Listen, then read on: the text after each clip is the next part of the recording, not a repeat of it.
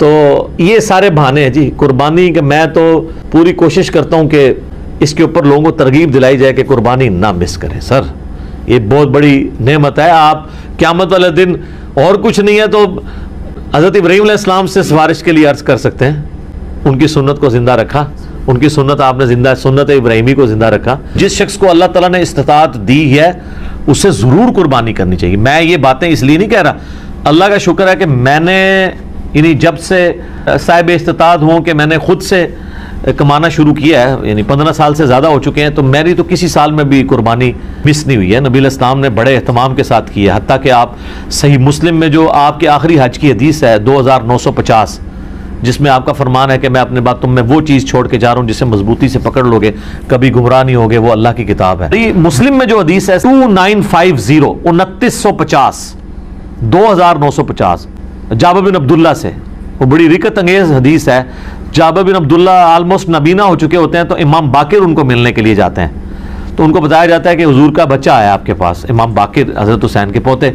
तो वो उनको अपने पास बिठाते हैं, तो इमाम बाकिर इस हदीस को रवायत करते हैं और इमाम बाकिर से इमाम जाफ़र सादिक ने बयान किया है और 2 वास्तों से इमाम मुस्लिम ने लिए। तो इमाम बाकिर कहते हैं कि जाबिर बिन अब्दुल्ला मेरे ये सामने के बटन खोलते हैं और मेरे सीने पे यूं हाथ रखते हैं और कहते हैं तुम मेरे नबी के बेटे हो, तुम मुझसे जो पूछना चाहते हो पूछो।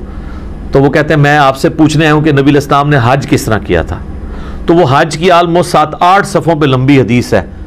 मुस्लिम शरीफ में 2950 और मिशकात में दूसरी जिल्द में हज के चैप्टर में पहली हदीस ही है।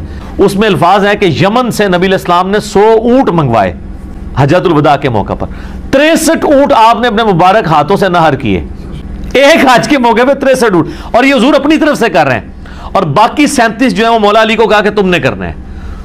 तो 63 में इशारा था कि आपकी चूंकि जिंदगी मुबारक के 63 साल हैं, आपने पूरे साल एक साल की कुर्बानी एक ही दफा की है। और उसके बाद जाबिर बिन अब्दुल्ला कहते हैं कि जब वो 100 के 100 ऊँट नहर हो गए तो नबी इस्लाम ने हुक्म दिया कि हर ऊँट में से एक बोटी ली जाए और वो सारी 100 की 100 बोटियां एक देग में डाल के पकाई गई, हर एक जानवर से एक बोटी लेके। और फिर जाबिर बिन अब्दुल्ला कहते हैं कि मौला अली ने और नबी इस्लाम ने एक दस्तरखान पे बैठ के तनावुल फरमाया। तो वो पूरी की पूरी हदीस जो है ना बड़ी रिकत अंगेज है पढ़ने वाली, नबी इस्लाम के आखिरी हज का बयान, हज्जतुल वदा। तो उससे भी ये यानी बात पता चली कि नबी इस्लाम ने इस सुन्नत का बड़ा एहतमाम किया है। लिहाजा इस चक्रों में तो पढ़ना ही नहीं चाहिए कि जनाब वाजिब है या सुन्नत है। भाई सुन्नत है करेंगे तो ये सुन्नत ही है, वाजिब नहीं है, लेकिन सुन्नत मुअक्कदा है, सुन्नत दायमा, मुतवातिर और मुसलसल भी है। तो वो साहिब इस्तिताअत है, ज़रूर करें। जहाँ हम इतने और खर्चे करते हैं तो कुर्बानी क्यों ना करें। अगर कोई शख्स ऑलरेडी मकरूज है तो क्या वो कुर्बानी देने के लिए कर्जा उठा सकता है या कुर्बानी ना दे? कुर्बानी क्यों ना दे जी, करोड़पति लोग भी मकरूज हैं। ये बड़े बड़े फैक्ट्रियों के मालिकों से आप पूछें, इन्होंने करोड़ों में कर्जे उठाए हुए हैं। वो इक्विटी तो उनकी 40% है, 60% तो डेट उन्होंने बैंकों से उठाया हुआ है। वो तो सबसे पहले तो उनकी कुर्बानी साकित हो जाएगी। ये कर्जा जो है ये आर्जी कर्जा है। ये इस कर्जे को वो कर्जा नहीं कहा जाता कि जिसकी बुनियाद पे कर्जा यह है कि एक बंदा कर्जे के तले इस तरह दब गया कि उसकी 2 वक्त की रोटी मुहाल हो गई है और वो रूखी सूखी खा के गुजारा कर रहा है, उसको मकरूज कहा जाता है। करोड़पति लोगों को मकरूज नहीं कहा जाता। तो वो इस तरह नहीं है, कर्जा उठा के आप करें। ये कमेटी आपने कर्जे ही तो डाली होती है, कमेटी डाल लें। भाई की शादी के लिए डालते हैं कमेटियां, और वो जूतियां और कपड़े हों तब भी नए लेके देते हैं बच्चों को। उसका खर्चा निकालें तो एक बैल में हिस्सा डालने से तो कम ही बनता है। ये बैल में हिस्सा डालना तो उससे कम ही बनता है। आजकल एक एवरेज शादी के ऊपर 15-20 हज़ार रुपये लग जाता है। तो सर 12-13 हज़ार रुपये का आप बैल में हिस्सा नहीं डाल सकते। जरूरी है कि आपने बकरा ही लेना है, बैल में हिस्सा डाल लें। तो ये जो आपने कमेटी भी डाली होती है, अगर एक सपोज लाख रुपए की आपकी कमेटी निकली है, तीसरी या चौथी, और 10,000 रुपया महीना है, तो चौथी आपने कमेटी जब ले ली है तो आपने अभी तक तो 40,000 उसको जमा करवाया है ना कमेटी वाले को। 60,000 तो आपने बाद में कराने हैं, लेकिन लाख रुपए आपने पहले ही उठा लिया है। तो 60,000 के तो आप भी मकरूज हैं। तो फिर तो दुनिया में कोई बंदा ही नहीं बचेगा। ये सारे बहाने हैं जी कुर्बानी के। मैं तो पूरी कोशिश करता हूं कि इसके ऊपर लोगों को तरगीब दिलाई जाए कि कुर्बानी ना मिस करें। सर ये बहुत बड़ी नेमत है। आप क़यामत वाले दिन और कुछ नहीं है तो हज़रत इब्राहीम अलैहिस्सलाम से सिफारिश के लिए अर्ज़ कर सकते हैं। उनकी सुन्नत को ज़िंदा रखा, उनकी सुन्नत आपने जिंदा, सुन्नत इब्राहिमी को जिंदा रखा। कोई एक नेकी अपने साथ रखें और अच्छी चीज कुर्बान करें, रियाकारी के लिए नहीं। जिस तरह वो ये भी देखें आप, ये टीवी चैनल्स पे शुरू हो जाएगा। तो कराची में एक बंदा है, वो जनाब बचपन में एक बैल ऊपर तीसरी मंजिल पे चौथी मंजिल पे चढ़ा लेता है, फिर वो क्रेन आती है उसको उतारने के लिए। इस तरीके से एक बंदा है वो जनाब अमेरिकन बैल मंगवाता है, उसमें चिपें फिट हुई होती हैं। अगर ये वो अल्लाह के लिए अच्छा जानवर देना बहुत अच्छी बात है, लेकिन इसकी नुमाइश नहीं होनी चाहिए। रियाकारी हुई तो अमाल बर्बाद होने का खदशा है। मुस्नद अहमद में हदीस है, जिसने दिखलावे के लिए नमाज पढ़ी उसने शिर्क किया, हालांकि पढ़ी नमाज है। दिखलावे के लिए रोज़ा रखा उसने शिर्क किया, और दिखलावे के लिए अल्लाह की राह में सदका किया, ये सदका ही है ना अल्लाह की राह में कुर्बानी करना, तो उसने शिर्क किया। ये बातें करना सिर्फ आसान है, दीन के ऊपर चलना बड़ा मुश्किल काम है।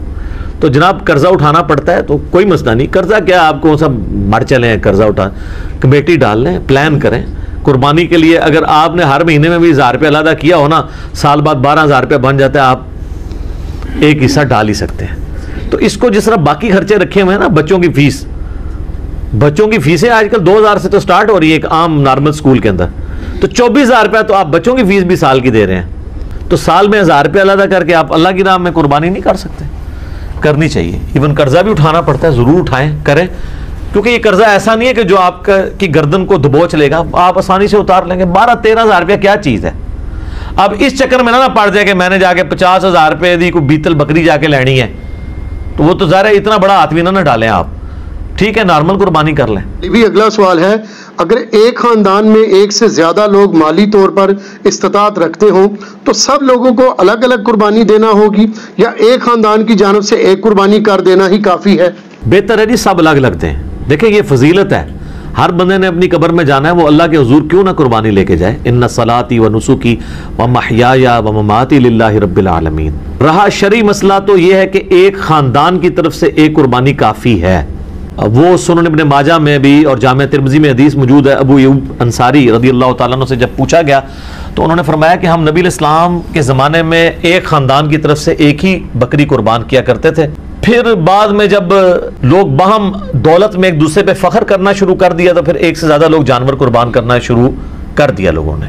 और एक और हदीस है सुनन इब्न माजा में भी, अल मुस्तदरक लिल हाकिम में, एक और सहाबी कहते हैं कि हम तो हमेशा से पूरे ख़ानदान की तरफ से एक ही जानवर कुर्बान किया करते थे, बकरी या बकरा, लेकिन अब मेरे घर वाले मुझे उकसाते हैं, तो हम यानी एक दूसरे पर रोब डालने के लिए कि हमसायों ने तो 3 बकरे दिए हैं, तुम क्यों एक। ये सहाबा के ज़माने में भी है। ये वो जो एक ख़ानदानी टसल है ये, तो वो सहाबी कहते हैं अब मजबूरन हमें अपने घर वालों के उकसाने के अल्फाज हैं, उकसाने पे हम भी 1-2 बकरे ज़्यादा कर देते हैं, वरना शरई मसला यही है कि एक ख़ानदान की तरफ से एक कुर्बानी।